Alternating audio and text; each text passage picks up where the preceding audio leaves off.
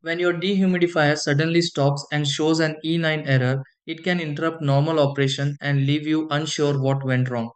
On a Noma dehumidifier, this code is usually linked to sensor issues, water level detection problems, or internal system interruptions rather than a major failure.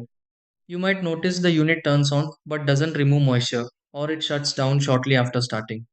In some cases, the water tank may be slightly misaligned or the internal sensor may not be reading correctly. Other times, it can happen after continuous use or a temporary glitch in the system.